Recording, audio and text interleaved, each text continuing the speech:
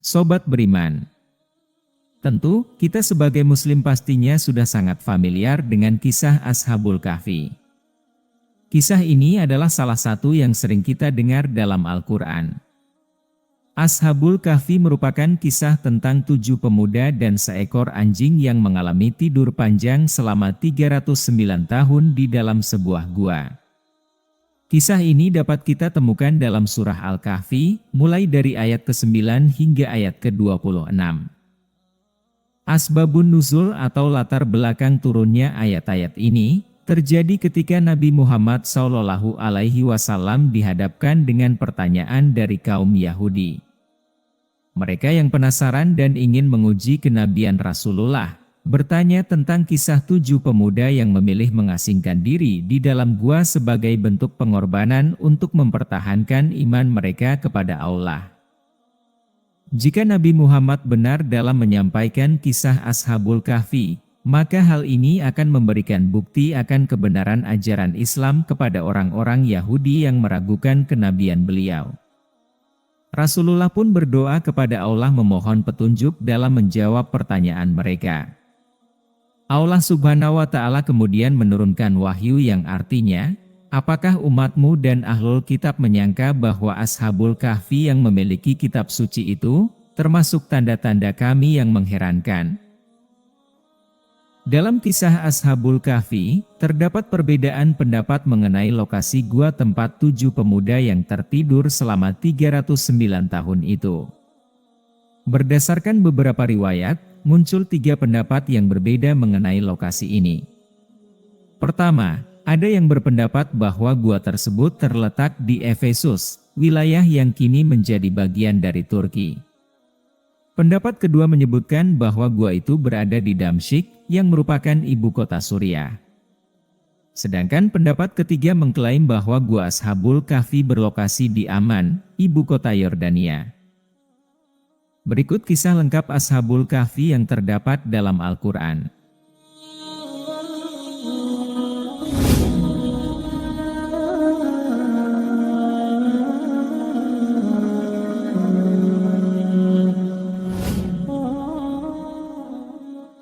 Assalamualaikum warahmatullahi wabarakatuh.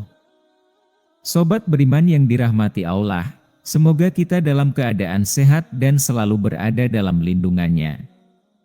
Amin. Pada zaman dahulu, ada seorang raja yang sangat kejam, yang dikenal dengan nama Raja Dicyanus. Sebelum Raja Dicyanus memegang kekuasaan, rakyat dalam kerajaannya hidup dalam iman yang kuat dan taat kepada Allah. Namun, segalanya berubah ketika sang raja naik tahta. Rakyat yang sebelumnya penuh iman, kini hidup dalam ketakutan yang mendalam karena setiap bentuk perlawanan atau perbedaan pendapat dengan raja akan berujung pada hukuman yang kejam. Rakyat dipaksa untuk menyembah raja mereka sebagai Tuhan, menggantikan iman mereka kepada Allah Subhanahu wa Ta'ala. Kezaliman dan penindasan yang diterapkan oleh Raja Dicyanus membawa perubahan yang tragis dalam kehidupan dan keyakinan rakyat kerajaannya. Berbeda dengan rakyat lainnya, ada 7 pemuda yang berani menentang kezaliman sang raja. Ketika sang raja mengetahui perlawanan dan keyakinan mereka, Raja Dicyanus pun marah dan segera memerintahkan tentaranya untuk mencari dan membawa 7 pemuda tersebut ke hadapannya. Setelah tertangkap, Raja Dicyanus mencoba memikat mereka dengan segala jenis godaan dunia, seperti jabatan tinggi, kekayaan, wanita, dan berbagai kenikmatan duniawi lainnya. Namun, ke-7 pemuda itu menolak semua tawaran tersebut. Mereka lebih memilih mempertahankan keyakinan mereka, dan tegas menolak untuk menyembah selain Allah. Akhirnya, Raja Dicyanus memutuskan untuk melepaskan 7 pemuda ini dengan harapan bahwa mereka akan mengubah pendirian mereka. Namun, dalam pertemuan terakhir, Dicyanus dengan marah mengancam akan mengambil nyawa mereka jika tidak tunduk pada perintahnya. Tapi, keyakinan ke-7 pemuda itu tidak tergoyahkan. Ancaman sang raja malah semakin memperkuat iman mereka. Sebagai langkah untuk menjaga keyakinan mereka, ketujuh pemuda ini akhirnya memutuskan untuk meninggalkan kerajaan tersebut dan mencari tempat yang lebih aman. Mereka memutuskan untuk mengasingkan diri bersama dengan seekor anjing yang setia. Selama perjalanan, akhirnya sampailah mereka di sebuah gua dan memutuskan untuk beristirahat di sana. Tanpa disadari, mereka tertidur dan Allah Subhanahu wa Ta'ala membolak-balikkan tubuh mereka ke kanan dan ke kiri. Kasih sayang Allah terhadap mereka dikisahkan dalam surah Al-Kahfi. Allah memerintahkan matahari agar ketika terbit sinarnya mengarah ke arah kanan, dan ketika matahari terbenam, sinarnya bergerak menjauh dari kiri. Dan membuat pemuda-pemuda itu tidur nyenyak selama periode yang sangat panjang. Di sisi lain, Raja Dkianus sangat marah ketika mengetahui bahwa 7 pemuda beriman itu telah pergi. Ia memerintahkan seluruh rakyatnya untuk mencari mereka, dengan mengiming-imingi hadiah besar bagi siapapun yang bisa menemukan mereka. Namun, tidak seorang pun berhasil menemukan keberadaan ke-7 pemuda tersebut. Ke-7 pemuda beriman itu merasa sangat nyaman dan tenang di dalam gua, tanpa menyadari bahwa tidur mereka telah berlangsung selama ratusan tahun. Saat mereka akhirnya terbangun, mereka merasa seolah-olah hanya tidur sebentar saja, padahal dunia di sekitar mereka telah berubah sekian ratus tahun sejak zaman Raja Dkianus. Salah satu dari ke-7 pemuda yang kelaparan memutuskan untuk keluar dari gua, dengan hati-hati yakin bahwa mereka masih berada di zaman Raja Dkianus.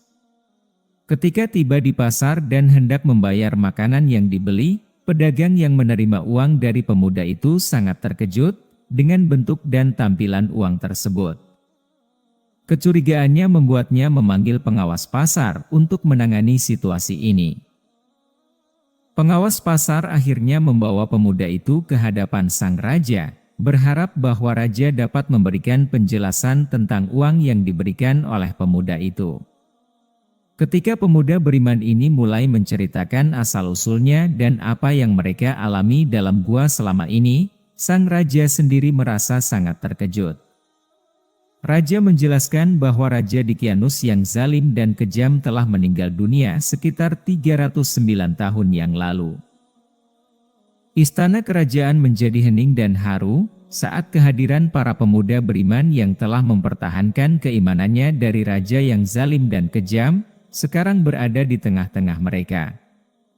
Sang raja yang soleh mencoba mengundang para pemuda ini untuk tinggal di istana, menawarkan kenyamanan dan kemewahan. Namun, 7 pemuda Ashabul Kahfi dengan sopan menolak tawaran tersebut. Mereka lebih memilih untuk tetap tinggal di gua yang telah menjadi tempat perlindungan mereka selama ini. Akhirnya dengan kehendak Allah Subhanahu wa Ta'ala, ke-7 pemuda Ashabul Kahfi itu wafat dalam gua, mengakhiri perjalanan panjang mereka dalam menghadapi cobaan dan menjaga iman mereka. Wallahu a'lam bishawab.